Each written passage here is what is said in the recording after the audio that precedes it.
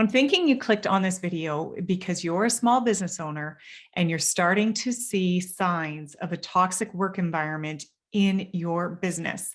Some of those signs might be good employees leaving and you're not quite sure why, or productivity seems to be down, morale maybe seems to be a little bit low.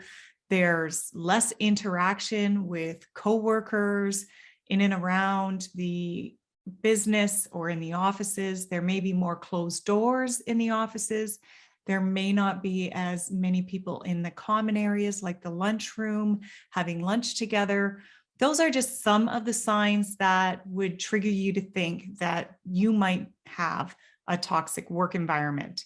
So keep watching this video for 3 steps. I'm going to share 3 steps with you on what you can do to better your work environment. If you are new to my channel, I would love for you to hit that subscribe button and the little notification bell right beside it so that you can be notified of every video that I release. And to help me out in return for watching this video and getting some great content out of it, if you could hit that little thumbs up, the little like button right below this video, and maybe even drop me a comment, it'll help with the algorithm and I will be able to continue to bring you quality videos.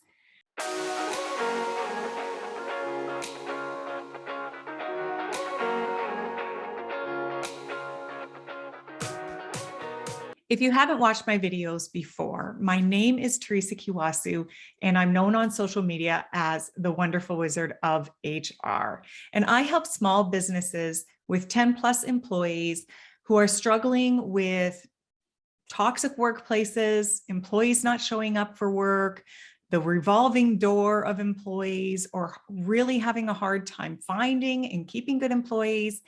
And I transition them into having loyal, issue-free employees and a great work environment.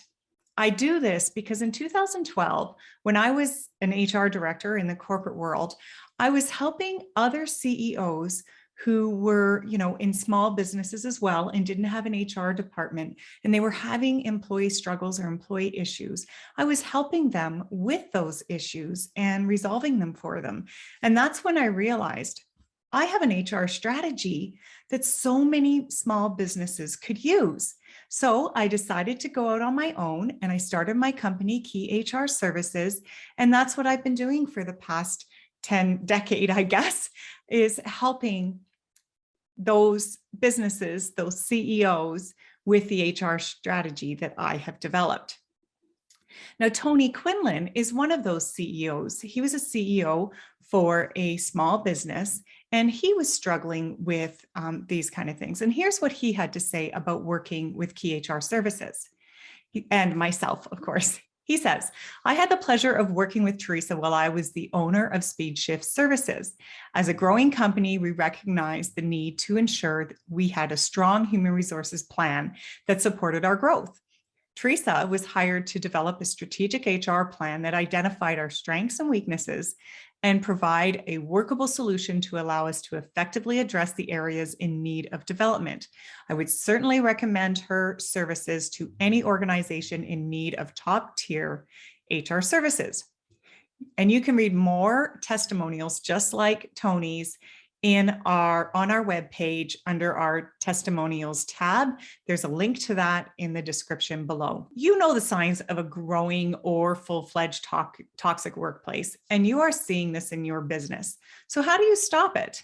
Your first step is to work through a process of elimination.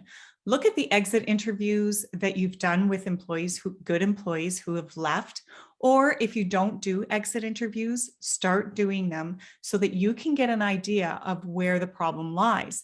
Also, you can ask your existing employees on where they see some improvement or challenges in the business that you can then decipher what to do with. Some ways you can ask your employees is either through a suggestion box in a common area, maybe the lunchroom, that can be anonymous, or a survey that also can be anonymous, Or you can go around to each one of your employees and have a one-to-one conversation with them and ask them what you can do to help improve the workplace. And you will be surprised at some of the information that you get from your employees. As long as you're open and honest with them on what your intention is to do with the information that they are giving you, and that there will be no reprisal on them. They're not going to be punished for providing you with this information. It's just to try and make that workplace culture the best that it can be. If you're upfront with them on that, they usually are quite willing to share, but you have to be able to take that step to know where the issue lies. And then once you've figured out, you've started peeling back the layers of that onion and you really figured out, okay, where is that problem? The next step for you to do is to come up with an action plan to fix it. So one of the things that could possibly have happened is you discover that there's one employee that has been causing troubles and you want to get on that right away. There are a few different things you can do to stop that employee from continuing to spread the negative behavior and have it, spread to other employees who start also inhabiting those negative behaviors. So you want to stop that right away. You can either do that through progressive discipline, which progressive discipline is like the verbal warning, the written warnings. And then if they don't do better, then you'll look at next steps. It could be a little bit more severe, up to including termination of employment.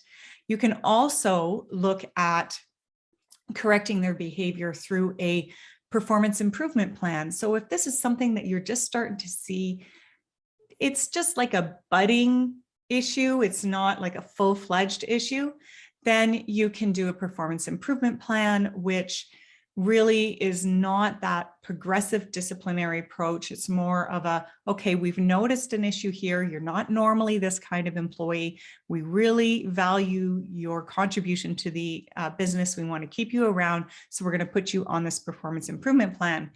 Or if it's extreme and it has spread to other employees, you'll have to work on dealing with each of those other employees that are the ones who drank the Kool-Aid, I guess, for lack of a better term. You will deal with them in a little bit of a different way, but that one central individual that you discover has been doing this, you may even have to terminate their employment with the company to fix the issue. Now, if there is something you may have discovered that it's actually something that you're doing as the business owner or one of your partners as a business owner that is causing the workplace toxicity and the negativity that's flying throughout the organization. So if it's something that's a quick fix that you didn't even realize that you were doing, like for instance, keeping your door closed, that believe it or not, with your doors closed in your office, it can cause a lot of problems throughout an organization. That's a simple fix. Open your door, welcome your employees to come in, talk to them, walk around the office, be a lot more sociable with your employees. And that's an easy fix. But if it turns out to be it's one of your personality traits that seems to be the common theme, you will probably have to go out and get outside help to make sure that you are no longer the problem with what's going on with your employees. And then the last one, and this is the most difficult one to deal with, could be that a client or a customer from outside your organization is causing the trouble. Now, if it's a good client that you have great relations with, and you're able to just have a conversation with one of the leaders of the organization to say, hey, this is what we're noticing that's going on. How can we work together to improve this? It could just be one employee that they have in their organization that always seems to be the contact for your organization. And it could be the thing that causes the problem. But you could learn that it's a bigger issue in the entire organization and they have an out of control toxic workplace, if it's something like that, you need to make a decision on how you're going to handle that to protect your employees so it doesn't start leaking into your organization, which you've already seen start to happen. You may have to cut ties with that client at the extreme level, or you may have to work with your employees to teach you how to deal with that, to teach them how to deal with that client or customer. So just talking about this right now, can you see any of these actually, when you think about it, that one of these could be what's going on in your small business? If yes, let me know in the comments. I do like to reply to my comments, and I definitely will reply to you if you have an idea of maybe what's going on in your organization. Now that you've assessed and identified the issues and have taken corrective action, your last step is prevention. You definitely don't want your organization to be tainted again in the future. And so the way that you recruit, you onboard, you train, you evaluate, you grow, and communicate with your employees is going to be super important. If you do it right, it is going to prevent your business from future struggles.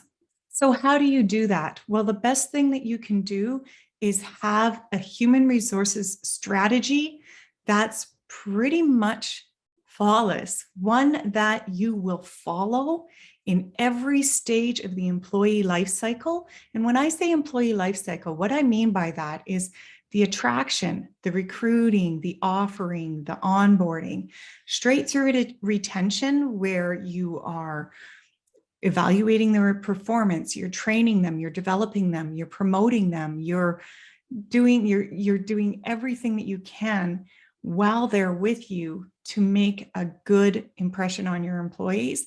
And then when you're offboarding them, if they leave on their own, or if they retire, or if you terminate their employment, you have to have a system for everything that you do with your employees from beginning to end. So making sure that you have a good strategy and that you follow it, you are going to have success in preventing yourself from having a toxic workplace and a poor workplace culture.